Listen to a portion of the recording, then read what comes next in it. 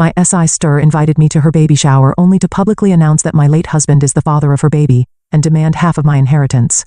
So I showed her some documents that made her turn pale. Now, our parents.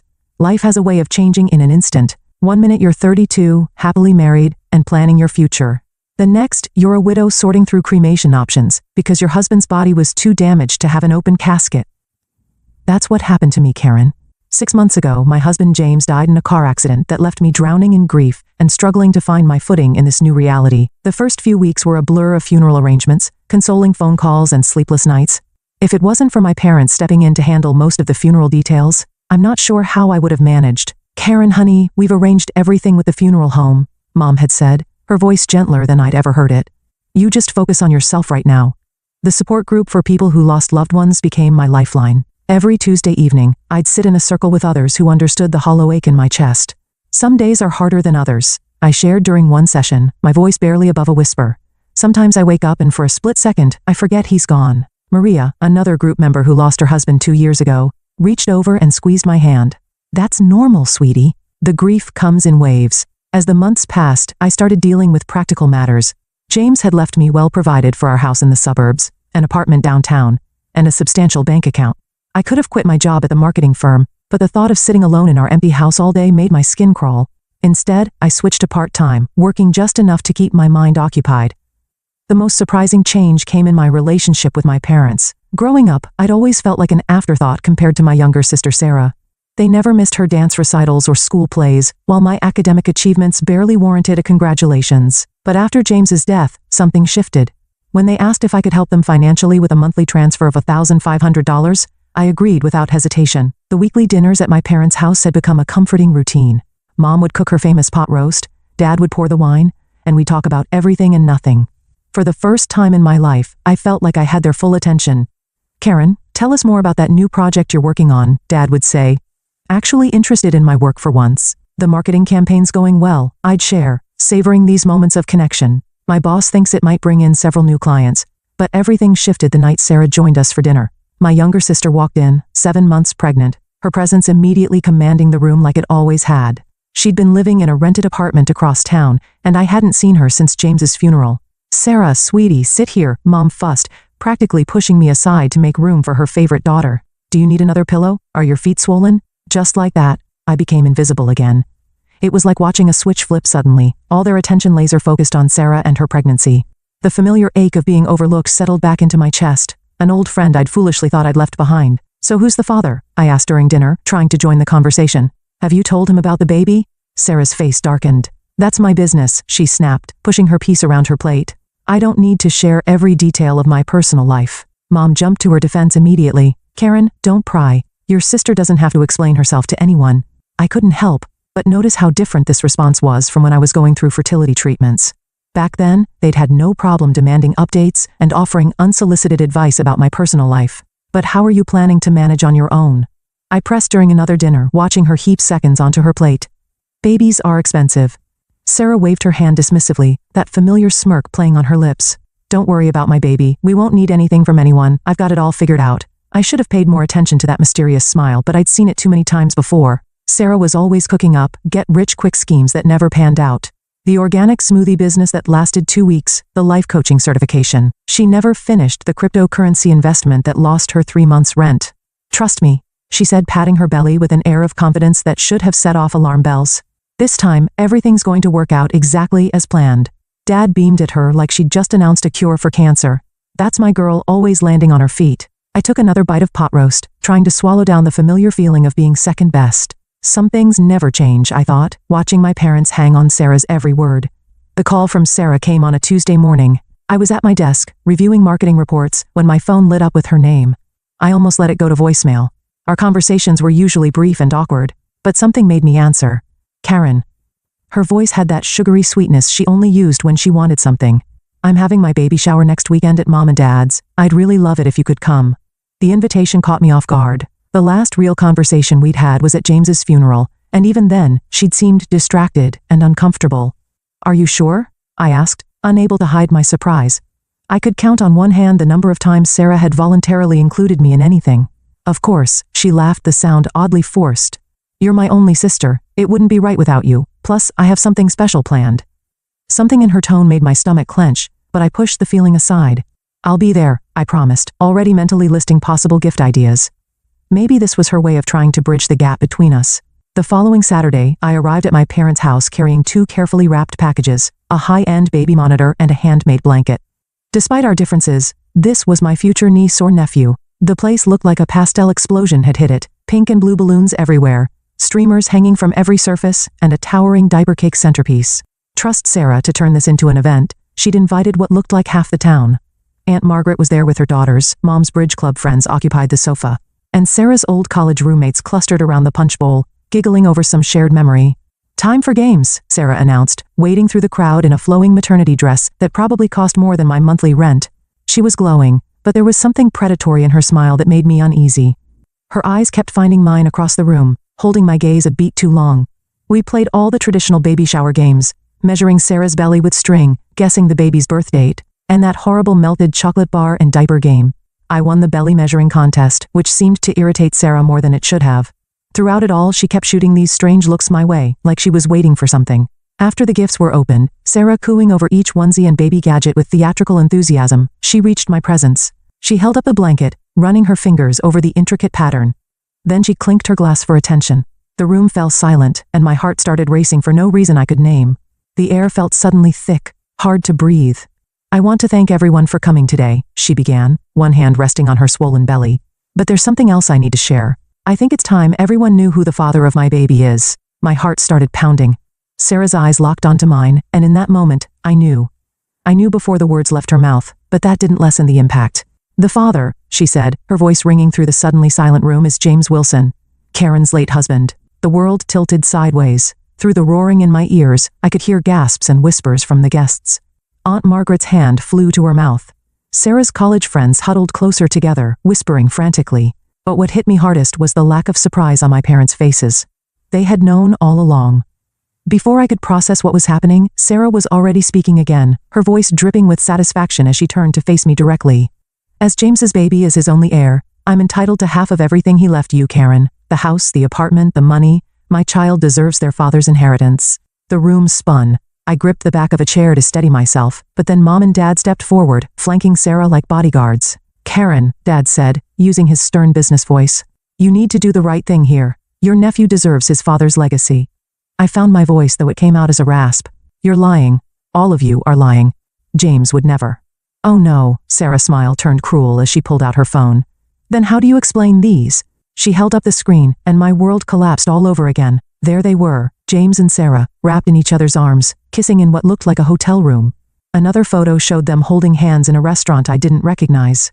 He loved me, Sarah declared, her voice carrying across the silent room. He was planning to leave you for me. We were going to tell everyone, but then she choked up, tears streaming down her face. Then the accident happened, and all our plans. I couldn't breathe, couldn't think. My body moved on autopilot, gathering my purse, pushing past the whispering guests, stumbling out to my car. I heard Mom calling after me, but I was already backing out of the driveway. The drive home was a blur. My mind kept replaying those photos, trying to make sense of them. The restaurant photos must have been taken during those business dinners he claimed to have. The hotel, probably during his frequent work trips. My phone started buzzing as soon as I walked through my front door. Sarah was sending messages, dozens of them. Screenshots of conversations between her and James. I don't love her anymore. I haven't for a long time. We'll tell everyone after the divorce. You're the only one I want to be with. I can't wait to start our life together. Message after message appeared on my screen, each one a fresh knife in my heart. The timestamps showed conversations going back months. My husband and my sister plotting their future while I underwent fertility treatments, believing I was the problem in our marriage. I spent that night pacing through my house, touching James's things and wondering if everything about our life together had been a lie. The first call from my parents came at 7 a.m. sharp. I let it ring 4 times before answering. Karen, you need to be reasonable about this. Dad started, not even bothering with a greeting. The sooner you agree to split the inheritance, the easier this will be for everyone. The casual arrogance in his voice made my blood boil. Easier for whom? For Sarah? For you? For all of us, Mom chimed in. I was on speakerphone. You don't want this to get messy, dear. When the word came out is barely more than a whisper. When did you know about them? There was a pause. The kind of hesitation that tells you everything you need to know before a word is spoken. We've known for a while, Mom finally admitted. James confided in us about 6 months before the accident. The timeline hit me like a physical blow. 6 months. They'd known for 6 months and still let me cry on their shoulders at his funeral. Still accepted my money every month while knowing what he and Sarah had done. Traitors, the word fell cold and final on my tongue. All of you. I hung up and blocked their numbers. My hands shook as I opened my banking app, but I didn't hesitate to cancel the monthly transfer to their account. Let them ask their precious Sarah for money. 2 weeks passed in a fog of missed calls and ignored text messages. Then came Sarah's email. She'd sue me if I didn't voluntarily give up half of everything. The word voluntarily had never looked so much like a curse. I couldn't bear to reply. Couldn't bear to think about James's betrayal, about how many people must have known, must have seen them together while I remained oblivious. The whispers at work became unbearable, pitying looks from some colleagues, barely concealed smirks from others. Tom, my boss and one of the few true friends I had left, called me into his office after I broke down in the middle of a client meeting. "Take some time off," he said gently. "Paid or unpaid, whatever works for you. Your job will be here when you're ready to come back." I nodded gratefully and packed up my desk that same day. The next few weeks blurred together as I became a hermit in my own home. I had groceries delivered, ignored the doorbell when it rang, and spent hours staring at old photos, trying to spot the signs I must have missed. Every happy memory now felt like a mockery. Every moment of our marriage tainted by the knowledge that he had been living a double life with my own sister. The news came via Facebook. Sarah had given birth to a boy. The photo showed her beaming in a hospital bed. Our parents hovering proudly over their new grandson. The baby was wrapped in the cream-colored blanket I had knitted for the shower, which felt like a deliberate jab. I closed the app before I could read the comments, but not before noticing she'd named him James Jr. A week later, the court summons arrived in a thick manila envelope. My hands trembled as I opened it, already knowing what I'd find inside. Sarah was suing for half of everything James had left me, claiming her son's right to his father's inheritance. The legal language was cold and precise, laying out her demands in stark black and white. She wanted the house, half the money, and partial ownership of the downtown apartment. I spent 3 days researching lawyers before settling on Richard Martinez, who came highly recommended for handling complex inheritance cases. "Ms. Wilson," he said, shuffling through the papers on his desk, his expression carefully neutral. "I have to be honest with you. Your sister has compelling evidence of a long-term relationship with your late husband. Text messages, photos, witness statements, including your own parents." He paused, adjusting his wire-rimmed glasses. "In inheritance cases like this, proof of an intimate relationship combined with a biological child, well, the courts tend to be sympathetic." I was still processing this devastating news when my phone rang that evening.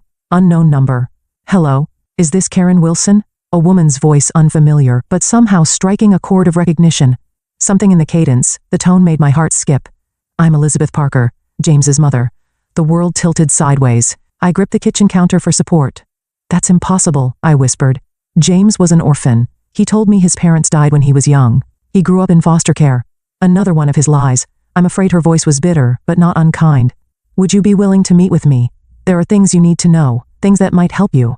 We arranged to meet at a small cafe downtown the next morning, neutral ground. I arrived early, my stomach in knots, ordered a coffee I couldn't drink, and nearly dropped the cup when she walked in. The resemblance was uncanny. James had her eyes, her smile, even the way she carried herself. She moved with the same fluid grace I'd always admired in him. "I was at the funeral," she said, after we'd settled into a corner booth, far from curious ears. Back row, black dress and veil. I couldn't bring myself to approach you then. James and I hadn't spoken in years." I remembered her suddenly, the solitary figure who'd slipped out before the service ended. I'd been too lost in my own grief to wonder who she was, but now the memory crystallized with perfect clarity. The elegant woman in black, standing apart from the other mourners, her face hidden behind a dark veil. "Why are you coming forward now?" I asked, trying to keep the suspicion out of my voice. After all the recent revelations about James, I found it hard to trust anything or anyone connected to him. Elizabeth reached into her handbag and pulled out a manila envelope, worn at the edges as if it had been carried around for a long time.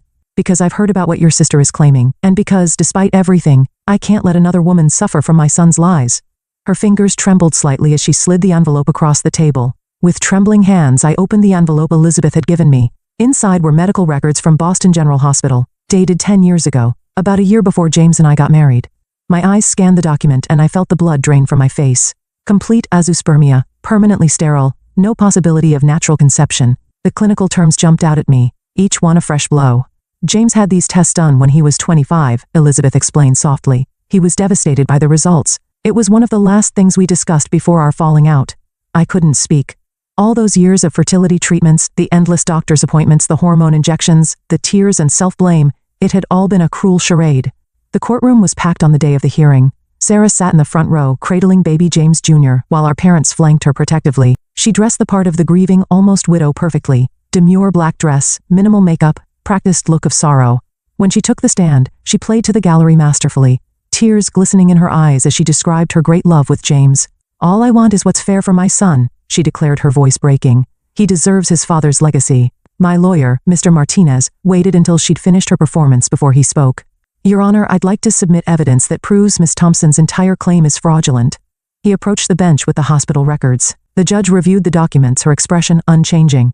Sarah's lawyer jumped up, objecting about chain of custody and document authenticity. Sarah's composure cracked. "Those documents are fake," she shrieked, clutching the baby closer.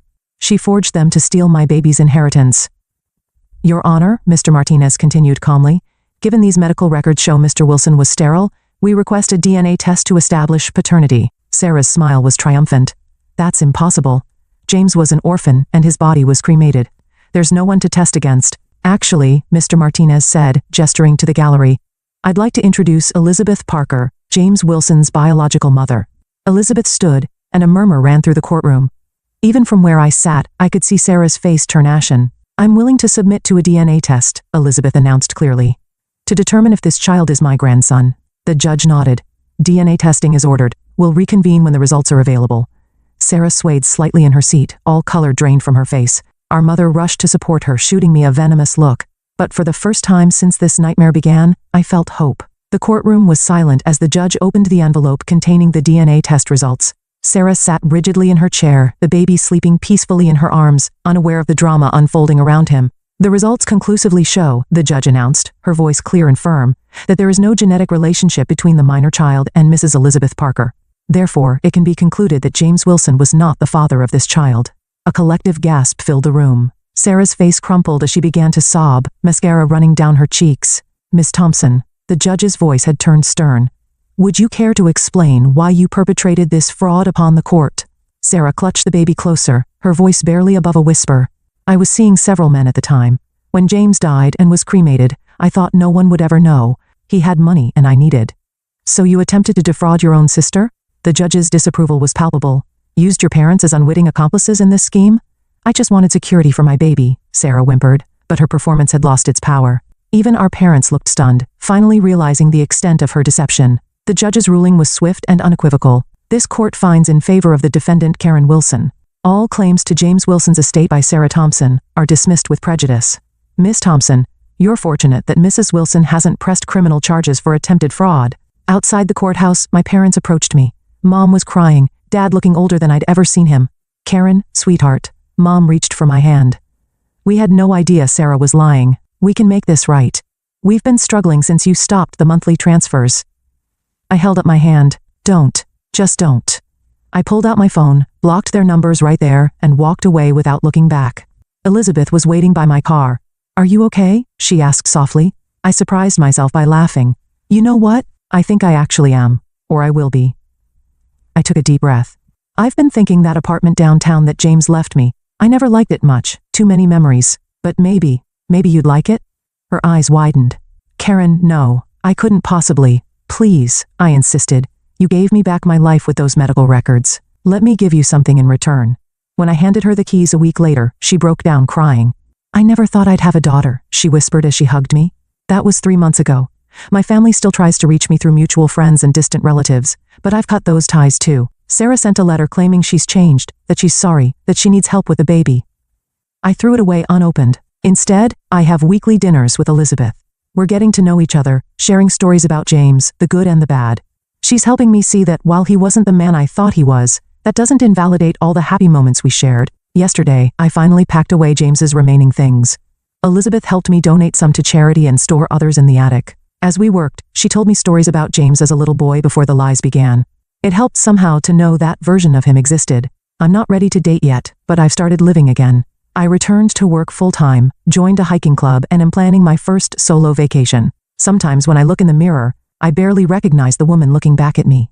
Life has a way of surprising you. I lost the family I was born into, but gained a new one I never expected. It's not the life I planned, but maybe it's the life I was meant to have all along.